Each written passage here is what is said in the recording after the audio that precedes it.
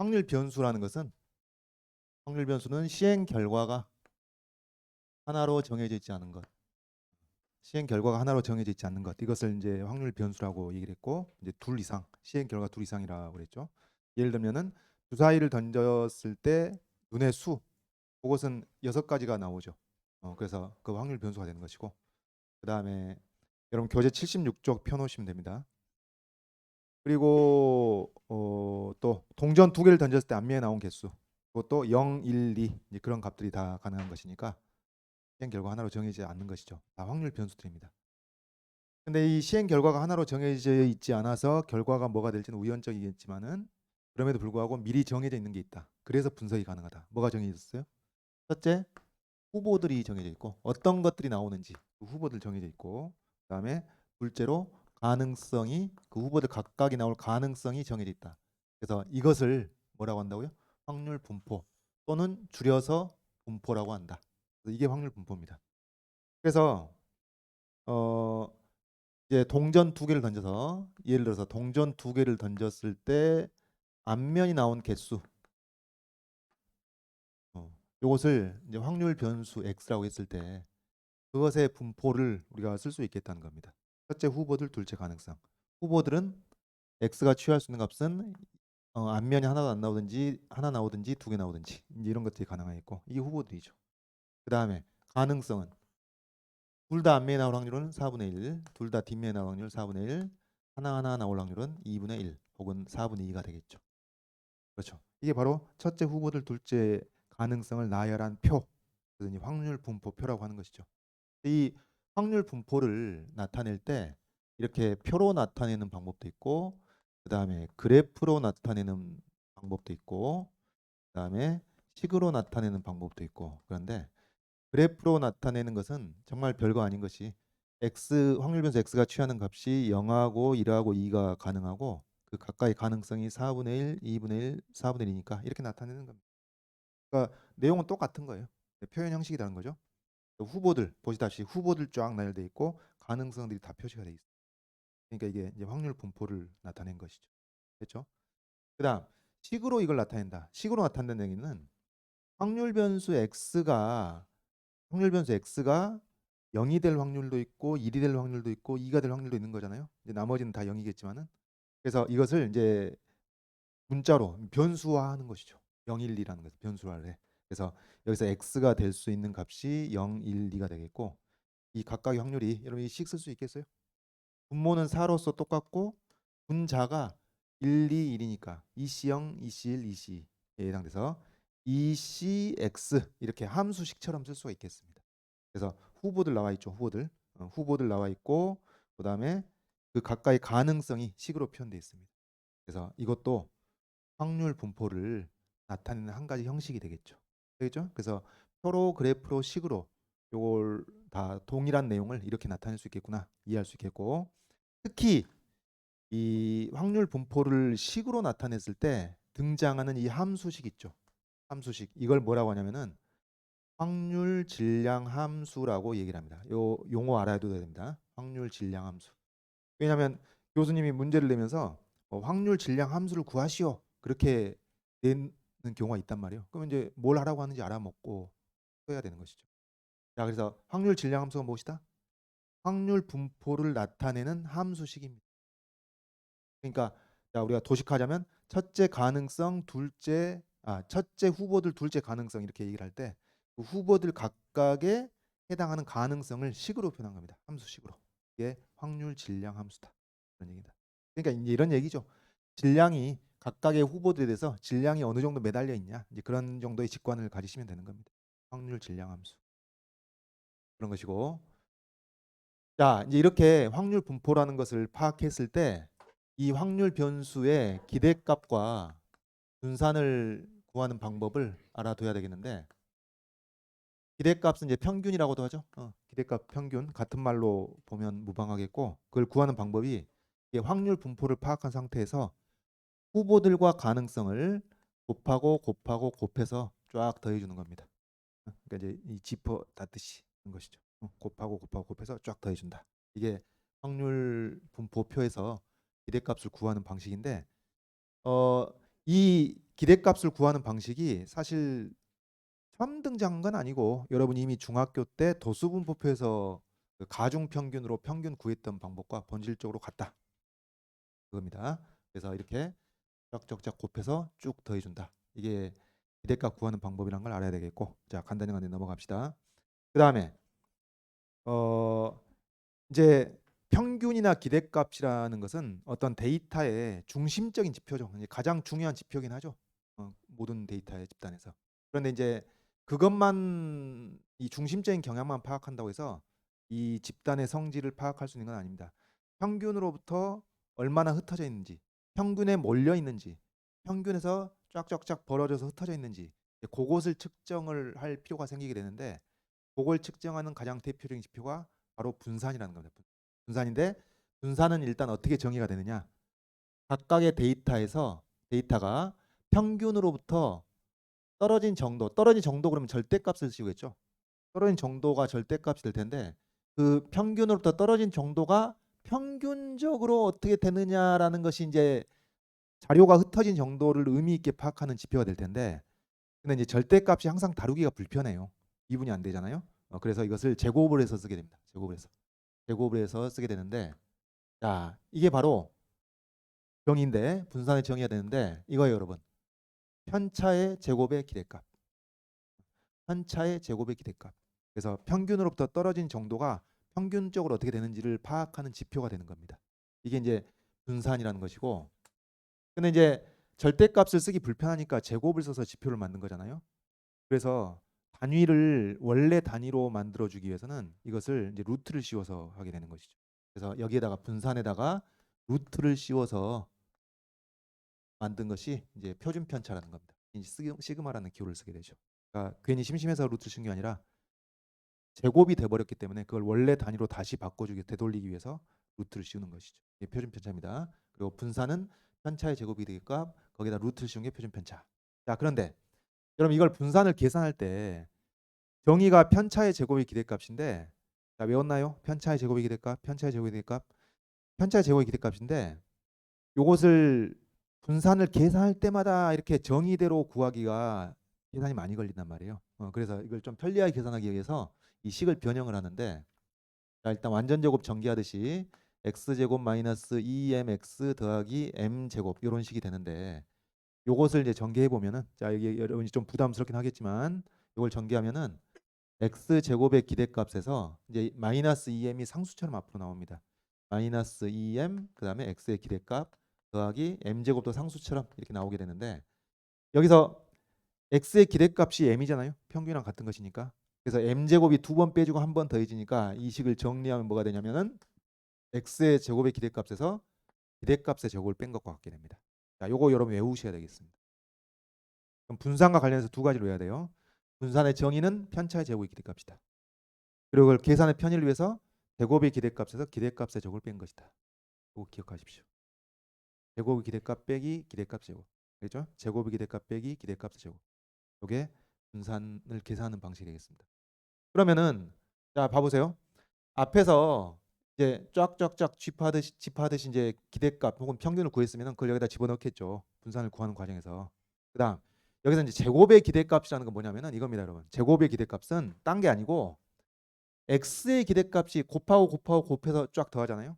제곱의 기대값은 이거예요. 제곱의 기대값은 0의 제곱과 4분의 1을 곱하는 겁니다. 1의 제곱과 2분의 1을 곱하고 2의 제곱과 4분의 1을 곱해. 그래서 제곱한 것이랑 확률을 곱하고 제곱한 것이랑 확률을 제곱해서 확률을 곱해서 이렇게 쭉 더해 주는 것을 이게 제곱의 기대값입니다. 이해되겠죠? 그러니까 x의 기대값 구하는 것이나 x 제곱의 기대값 구하는 것이나 방식은 똑같아요. 단지 x 대신에 x 제곱이 자리를 차지하고 있는 것이지. 그래서 그렇게 해서 x 제곱의 기대값. 그러니까 분산이랑 x 제곱의 기대값이 같은 건 아니고요. x 제곱의 기대값에서 기대값의 제곱을 뺐을 때 그게 이제 분산이 되는 것이다 라는 얘기입니다. 자, 그래서 여기까지 다 했습니다. 확률 변수의 기대값 평균 이제 같은 말로 보면 되겠고 그다음에 분산에다가 루트를 씌워 가지고 표준 편차 구하고 자, 여기까지 했고 그다음 이항분포 얘기를 좀 해야겠는데요. 이항분포는 뭐냐면 여러분이 지난주에 했던 독립시행의 확률에서 그대로 오는 겁니다. 한마디로 얘기하면 이 확률 질량 함수가 독립 시행의 확률로 나오는 것. 이게 이제 이항분포입니다. 그러니까 봐보세요, 여러분. 확률 분포라는 것은 뭐 후보들이 어떤 종류가 있느냐, 그리고 그 각각의 가능성들이 어떻게 있느냐, 그게 이제 확률 분포인데, 확률 분포의 종류는 무수히 많습니다. 무수히 많아요. 근데 이제 그 무수히 많은 확률 분포 중에서 대단히 특징적인 것만 꼽아가지고 두 가지를 배우는 거예요. 이항분포하고 정기분포. 이게 두 가지만 배우는데, 자, 그중에 오늘 이항분포를 하는데, 이항분포라는 게 무엇이냐? 독립시행의 확률. 독립시행의 확률이 확률 질량 함수가 되는 경우. 이게 이제 이항분포를 따른다고 얘기를 하는데, 자, 이제 예를 들어봅시다. 여러분 이걸 이해해야 되니까. 자, 우리가 독립시행의 확률을 하면서 이런 예를 들었죠. 주사위를 10번 던져가지고 주사위를 10번 던져가지고 1의 눈이 9번 나올 확률. 이걸 구하라고 하면은 어떻게 구했죠? 일단 1의 눈이 나올 확률은 6분의 1이니까 6분의 1이 확률이 6분의 1인 사건이 두 번 발생해야 돼요. 그리고 안 나올 확률 6분의 5 확률이 6분의 5인 사건이 8번 발생해야 되죠. 그리고 결론이 이게 아니고 뭐가 붙어? 컨비네이션 이걸 나열하는 방법수 순서에서 10 컨비네이션 2가 붙게 됩니다. 이게 독립 시행 확률인데, 자, 이것을 이제 일반화를 시도하는데 9번이 아니라 K번이었다고 한다면 이게 어떻게 바뀌죠? 10씩 K가 되는 것이고 6분의 1의 K승이 되는 것이고 6분의 5의 10-K승이 되겠죠. 그렇죠? 이겁니다. 그리고 여기서 이제 K가 될 수 있는 값이 0부터 10까지의 모든 정수가 다 가능한 것이죠. 그리고 그걸 다 합치면 1이 될 겁니다. 그리고 그게 합이 1이라는 것을 이항 정리로도 확인할 수가 있습니다. 여기까지 지난주 얘기를 했는데, 자, 여기서 이제 질문을 바꿀게요. 질문을 바꿔보면은 집중하시고 주사위를 10번 던졌을 때 10번 던졌을 때 1이 나온 횟수, 이것은 확률 변수인가요? 확률 변수죠. 시행 결과가 하나로 정해지지 않습니다. 0번부터 10번까지 다 가능합니다. 그래서 이게 바로 확률 변수 x가 되는 것이고, 그러면 확률 변수니까 첫째 후보들, 둘째 가능성을 생각해 보면은 이 확률 변수 x가 취하는 값의 후보들이 뭐부터 뭐까지? 0부터 10까지 다 나온단 말이에요. 이미 여기서 한 얘기입니다, 사실은. 그렇죠? 0부터 10까지 다 나오고, 그리고 이 각각의 가능성이 어떻게 돼 있어요? 10번 다 나올 확률은 6분의 1의 10승이 되는 것이고, 한 번도 안 나올 확률은 6분의 5의 10승이고, 이게 사실은 뭐예요? 이걸 k로 일반화를 했을 때 10씩 k 6분의 1의 k승 6분의 5의 10-k승이 되는 겁니다. 이거죠. 그래서 이렇게 확률 변수 x가 특정한 값을 가질 확률이 이렇게 독립시행의 확률로 나옵니다. 이럴 때 이 확률 변수 x가 이항분포를 따른다라고 얘기를 하는 거예요. 알겠죠? 그래서 이게 이 어떤 한 번 시행했을 때 성공할 확률이 6분의 1, 그러니까 확률이 6분의 1, 확률이 6분의 1인 시행을 10번 했다는 점에서 이런 이항분포를 따르는 확률 변수의 특수 케이스가 되는 겁니다. 이걸 또 더 일반화해 보면은 어떻게 얘기를 할 수 있겠냐면은, 자, 여기서 이제 1이 나올 확률이 6분의 1인, 한 번 했을 때 성공할 확률이 6분의 1인 시행을 한 거잖아요. 확률이 6분의 1인 시행했는데 일반화해 가지고 확률이 P인 시행을 n번 했다. 확률이 P인 시행을 n번 했다. 그때 성공 횟수가 어떻게 될 것이냐? 성공 횟수가 어떻게 될 것이냐 하면은 이렇게 일반화해서 나타낼 수가 있겠는데, 일반화할 수가 있겠냐면은 확률 변수 x가 취하는 값이 0, 1, 2 해가지고 n까지 가능하겠습니다. 되겠죠? 왜? 시행을 n번 한다고 그랬으니까. 그러니까 한 번에 성공할 확률이 p인 시행을 n번 한 거예요. 그러면 최대 n번 다 PPPP의 확률로 n번 다 성공할 수도 있고, 아니면 1-P, 1-P, 1-P 해가지고 다 실패할 수도 있죠. 0번 성공할 수도 있습니다. 이게 다 가능하단 말이에요. 지금 그 얘기를 하고 있는 거예요. 그래서 이것을 이제 K번 성공할 확률을 써보면은 쓸 수 있겠죠. 어떻게 되겠어요? NCK P의 K승 1-P의 n-K승 이렇게 된다는 얘기죠. 그래서 확률 변수 X가 K번 확률 변수 x가 k가 될 확률이 이렇게 독립시행의 확률로 나오게 되는 겁니다. 이것을 이항분포라고 얘기를 하는 겁니다. 그럼 이것은 이제 어떻게 표기를 하냐면은 이렇게 표기를 이렇게 어떻게 표현하냐면 확률 변수 x가 이항분포를 따른다. 이항분포를 따른다. 요건 이제 바이노미얼 이항이라는 말의 이니셜입니다. 그러니까 이항이라는 말이 왜 붙냐면은 한 번 시행을 했을 때 성공하든지 말든지 일이 나오든지 말든지 그렇게 두 항이다 그 말이에요. 한 번 시행을 했을 때. 그래서 이제 이항분포라고 얘기를 하는데 이 어떠한 이항분포냐를 결정하는 것은 한 번 시행했을 때 성공할 확률이 얼마냐, 몇 번 시행하느냐, n과 p 값에 의해서 이렇게 이항분포라는 게 결정이 됩니다. 그래서 이렇게 표기를 하는 것이. 좀 따라오겠나요? 그러니까 지금 여기서 들었던 얘는 뭐예요? 요 확률 변수 x는 어떤 이항분포를 따르는 거예요? 10번 시행을 한 겁니다. 10번 시행을 한 거고 성공 한 번 시행했을 때 성공 확률이 6분의 1인 시행을 10번 한 것이죠. 그래서 10 B10 6분의 1. 여러분 이거 좌표하고 아무 상관없습니다. 10,6분의 1하고 전혀 상관없습니다. 그냥 이런 거예요. n값과 p값이 결정되면 어떤 이항분포인지를 따르는지 그게 결정이 되기 때문에 이렇게 표기를 하는 겁니다. 되겠죠? 자, 그다음에 여러분이 알아야 될 것이 이렇게 확률 변수 x가 k가 될 확률이 이런 독립시행의 확률이 나와가지고 x가 bnp를 따른다는 사실을 알게 되었을 때 요로 할 때 요것의 기대값하고 분산 구할 줄 알아야 되겠습니다. 기대값 분산. 그러면 우리 기대값 했던 대로 할까요? 어떻게 하죠? 곱하고 곱해서 쫙 더해준단 말이에요.